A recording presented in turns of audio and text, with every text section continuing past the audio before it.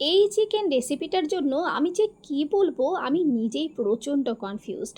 যতই প্রশংসা করব ততই কম পড়ে যাবে আমি ঠিক জানি। শুধু এটুকু বলবো, একঘেয়েমি চিকেনের রেসিপি খেতে খেতে যদি বোর হয়ে গিয়ে থাকো আর সেই সময় যদি ইচ্ছে করে রেস্টুরেন্ট স্টাইলের কিছু একটা খাবো, তাহলে এই হোয়াইট কালিমির চিকেন রেসিপি তোমার জন্য। ঝটপট ট্রাই করে ফেলো। বেশি কথা না বাড়িয়ে রেসিপিটা দেখিয়ে দিচ্ছি। পিয়ালির রন্ধনশালায় তোমাদের সকলকে স্বাগত জানাই। চিকেনের মধ্যে এখানে আমি গোলমরিচ, কিছুটা লবণ, কিছুটা আদা রসুন বাটা আর লেমন জুস দিয়ে ভালোভাবে ম্যারিনেট করেছি। সাথে দিয়েছি আমি বেশ কিছুটা টক দই। এদিকে কাজু আর চারমগজ গরম জলে ভিজিয়ে দিলাম। এবার কড়াইয়ে ঘি দিয়ে তার মধ্যে গোটা গরম মশলা দিয়েছি, দিয়ে দিয়েছি পেঁয়াজ কুচি, সাথে আমি দেব আদা কুচি, কাঁচা লঙ্কা কুচি, রসুন কুচি। এবার যেটা ভেজানো আমাদের কাজু চারমগজ ছিল সেটাও দিয়ে দেবো। ভালোভাবে একটুখানি এটাকে ভেজে নেব। খেয়াল রাখবে পেঁয়াজে যেন কোনোভাবেই ব্রাউন কালার না আসে, তাহলে কিন্তু গ্রেভির কালারটা হোয়াইট থাকবে না। এদিকে জল দিয়ে দেবো পেঁয়াজের মধ্যে। ভালোভাবে সিদ্ধ হয়ে গেলে ওপর থেকে আমি গরম মশলাগুলোকে তুলে তুলে ফেলে দিচ্ছি। সমস্তটা ব্লেন্ডারে দিয়ে একটুখানি পেস্ট করে নেবো, স্মুথ পেস্ট করে নেব। ওই ঘিয়ের মধ্যে পেস্টটা দিয়ে দিয়েছি লবণ, চিনি, আমি দিয়েছি জিরে গুঁড়ো, ধনে গুঁড়ো। এবার আর কি ভালোভাবে মিক্স করে দিয়ে দাও ম্যারিনেট করা চিকেনগুলোকে আমি মোটামুটি আধ ঘন্টা থেকে 1 ঘন্টা রেখেছিলাম। এটা কিন্তু ম্যান্ডেটরি, তবেই চিকেনটা সফট হবে। আর কিচ্ছু নেই, বিশ্বাস করো।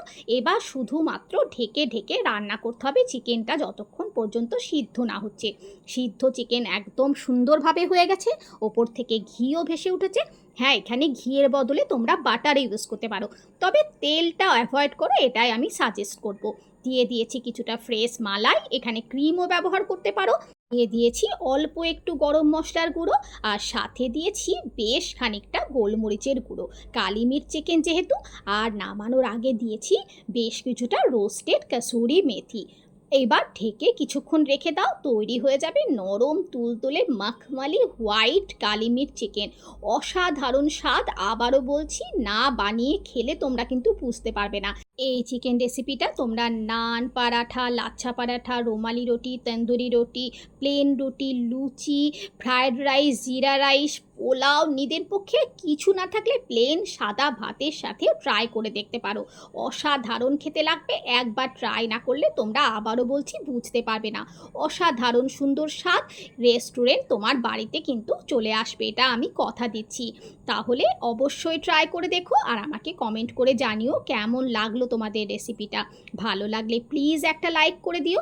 আর আমার রেসিপিগুলো তোমাদের যদি ভালো লেগে থাকে তাহলে প্লিজ আমার ইউটিউব চ্যানেলটাকে সাবস্ক্রাইব করে দিও এরকম রেসিপি আরও দেখার জন্য। আর ফেসবুক থেকে দেখলে আমার পেজটাকে ফলো করে দিও। আবার একটা নতুন রেসিপির সাথে দেখা হচ্ছে।